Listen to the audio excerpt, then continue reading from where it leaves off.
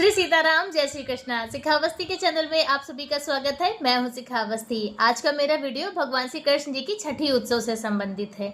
आज इस वीडियो में हम जानेंगे कि भगवान श्री कृष्ण जी की छठी वर्ष 2025 में कौन से दिन मनानी है, किस प्रकार से मनाई जाती है, कौन सी विशेष बातें हैं जो छठी उत्सव में हमें जरूर करनी चाहिए, कौन सी ऐसी वस्तुएं हैं जो भगवान को अर्पित जरूर करनी चाहिए, भगवान को भोग क्या लगाना है, वस्त्र कैसे पहनाने हैं। तो छठी उत्सव से संबंधित बहुत सारी महत्वपूर्ण बातें आज आपको इस वीडियो के माध्यम से प्राप्त होगी। तो वीडियो को पूरा देखिएगा। अच्छा लगे लाइक कमेंट शेयर कीजिए। चैनल पर यदि पहली बार आए हैं तो चैनल को सब्सक्राइब कीजिए। देखिए, भगवान श्री लड्डू गोपाल जी की छठी उत्सव जन्माष्टमी के छठे दिन करते हैं। तो जिस प्रकार से आपने जन्माष्टमी मनाई हो उसी दिन के हिसाब से आपको छठे दिन छठी उत्सव मनाना है। 15, 16, 17 3 दिन की जन्माष्टमी थी, तो उसी हिसाब से आपको 20, 21 या 22 तारीख में जो छठी उत्सव है वो मनाना है। ज़्यादातर सभी लोगों ने 16 तारीख को जन्माष्टमी पर्व मनाया है। तो जिन लोगों ने 16 तारीख को जन्माष्टमी का पर्व मनाया है तो उनकी जो छठी उत्सव है वह 21 तारीख को मनाई जाएगी। ठीक है, अब हम जान लेते हैं कि हमें इस दिन क्या क्या करना चाहिए। देखिए, वैसे जो नियम है पहले हम वह बताएंगे, फिर यदि आप उनमें नहीं कर पा रहे हैं तो उसमें क्या करना है वह भी जान लेंगे। ठीक है, छठी उत्सव के लिए सबसे पहले ब्रह्म मुहूर्त में पूजा अर्चना होती है और फिर शाम के समय पूजा अर्चना होती है। दोनों टाइम हम पूजा करते हैं, क्योंकि अपने घर पे हम लोगों के घरों में जैसे जब छठी उत्सव होता है तो सुबह भी एक बार पूजा होती है, यानी कि भोग वोग लगता है, और उसके बाद शाम को भी विधिवत रूप से पूजा अर्चना होती है। और जो छठी पूजा होती है उसमें हम छठी माता की पूजा करते हैं। छठी माता बच्चों के लिए बहुत पूरी अधिष्ठात्री देवी कही गई हैं। ठीक है, बच्चों की सुरक्षा, उनका लालन पालन, जो नवजात शिशु होते हैं तो उनके लिए छठी माता की कृपा और उनका आशीर्वाद मिलना बहुत ज़रूरी होता है। सभी लोगों की छठी होना भी बहुत ज़रूरी है। कोई भी अगर मनुष्य है, उसने जन्म लिया है तो उसका छठी उत्सव जरूर होना चाहिए। उसके लिए छठी माता की पूजा जरूर होनी चाहिए। तो इसीलिए जब आपने अपने घर में भगवान श्री कृष्ण जी का जन्मोत्सव किया है तो आपको छठी उत्सव मनाना जरूरी है। आप नहीं बहुत ज़्यादा विस्तृत रूप से तो थोड़े ही पैमाने पे छोटी विधि से आप थोड़ा सा भोग प्रसाद बना के भगवान का भोग इत्यादि लगा दें। लेकिन कुछ ना कुछ, देखिए, बहुत कुछ नहीं कर पा रहे हैं तो थोड़ा बहुत कुछ कर लें, वही बहुत है ना। तो इसलिए छठी उत्सव यदि आपने जन्मोत्सव मनाया है तो आपको जरूर मनाना चाहिए। विधि क्या है? सुबह ब्रह्म मुहूर्त में आपको स्नान आदि करके लड्डू गोपाल का पंचामृत अभिषेक करें, उन्हें अच्छे से तैयार करें, उनका श्रृंगार करें और उसके बाद भगवान को श्रृंगार करके फिर उनका भोग लगा लेना चाहिए। सुबह के भोग में आप माखन, मिश्री और मेवा इत्यादि का भोग लगा सकते हैं। और फिर शाम के समय आपको प्रदोष काल में छठी की पूजा होती है। प्रदोष काल में आपको पंचामृत पंजीरी बनाना है और विशेष रूप से आपको कढ़ी चावल बनाना है।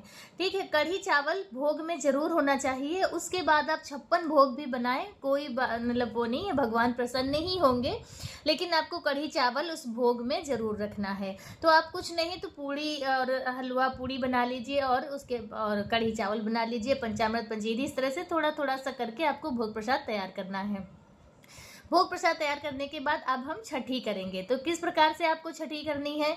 आपको भगवान को दूध का अभिषेक कराना है। एक ऐसा पात्र लीजिए जिसमें भगवान आपके पूरा दूध में डूब जाएं। यदि आपके पास प्रचुर मात्रा में दूध है तो, और याद रखिएगा कच्चे दूध का प्रयोग आपको करना है।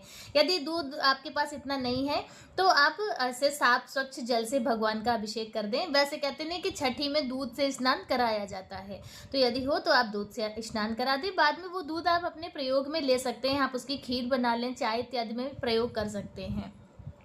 भगवान का दूध से अभिषेक करते हैं और फिर उन्हें उनका स्नान करा के फिर भगवान को पीले रंग के वस्त्र आपको पहनाने हैं। याद रखिएगा, छठी वाले दिन बच्चों को पीले रंग के वस्त्र पहनाए जाते हैं। तो भगवान को आप पीले रंग का वस्त्र पहनाएं, उनका श्रृंगार करें। और आज के दिन भगवान बच्चों में देखिए काले धागे, जिन्हें हम नजरिया कहते हैं, तो वह जरूर बांधी जाती है। तो यदि आपके पास भगवान के लिए नजरिया है तो आप वो लगाते, नहीं तो आप काले रंग का धागा ले लें और भगवान के दोनों हाथों में, दोनों पैरों में जरूर बांध दें। और उसके बाद फिर आज के दिन देखिए छठी में क्या होता है, बच्चों को काजल जरूर लगता है, तो आज आपको भगवान को काजल जरूर लगाना है। किसी भी चम्मच में आप थोड़ा सा दिए में दिखा दीजिए, काजल हो जाता है और वही आपको भगवान को लगाना है। तो यह कार्य है जो आपको छठी वाले दिन भगवान को जरूर करने हैं। फिर आपको भगवान का भोग लगाना है, उनकी आरती इत्यादि कीजिए। और उसके बाद भगवान की आज के दिन आपको नज़र जरूरत उतारनी है। जिस प्रकार से आपकी पारिवारिक परंपरा में छठी उत्सव मनाया जाता हो, देखिए हम लोगों के यहाँ इसी तरह से मनाया जाता है। पहले सुबह बच्चे को स्नान इत्यादि करा के और फिर जो माँ होती है उसे हम लोग यहाँ पे रोटी इत्यादि खिलाई जाती है।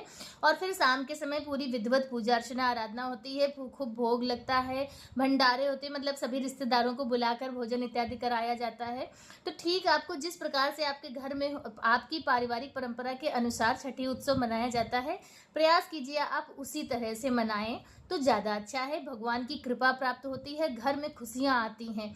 भगवान का छठी उत्सव एक ऐसा उत्सव है कि जन्माष्टमी के बाद छठी उत्सव प्रत्येक स्थानों पर आप समझ लीजिए पूरे विश्व में जहाँ जहाँ हिंदू धर्म से संबंधित लोग हैं वहाँ पर छठी उत्सव जरूर मनाया जाता है और पूर्ण हर्षोल्लास के साथ में मनाया जाता है। मान्यता है कि जहाँ पर भगवान का छठी उत्सव होता है तो उस स्थान पर ना खूब खुशियाँ आती हैं। तो इसलिए आप सभी लोग भगवान श्री बाल गोपाल जी की छठी उत्सव जरूर मनाएं।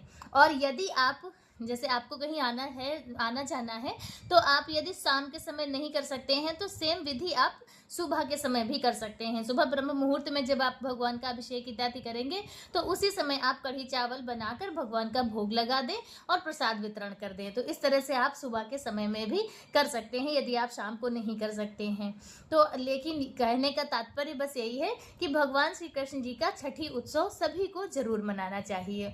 भगवान श्री कृष्ण जी के छठी उत्सव से संबंधित आज का वीडियो मेरा बस इतना ही। वीडियो कैसा लगा कमेंट करके जरूर बताएं। देखिए मेरे चैनल पर आपको अपने हिंदू धर्म से संबंधित सभी जो तिथि त्यौहार आते हैं तो उनकी विस्तृत जानकारी, पूजा विधि और उनकी कथा इत्यादि के सभी जानकारी आपको मेरे चैनल पर मिलेगी। तो यदि अभी तक आपने मेरे चैनल को सब्सक्राइब नहीं किया है तो प्लीज़ चैनल को सब्सक्राइब कीजिए। मिलते हैं दूसरे वीडियो में किसी दूसरी जानकारी के साथ। तब तक के लिए श्री सीताराम, जय जय श्री कृष्णा।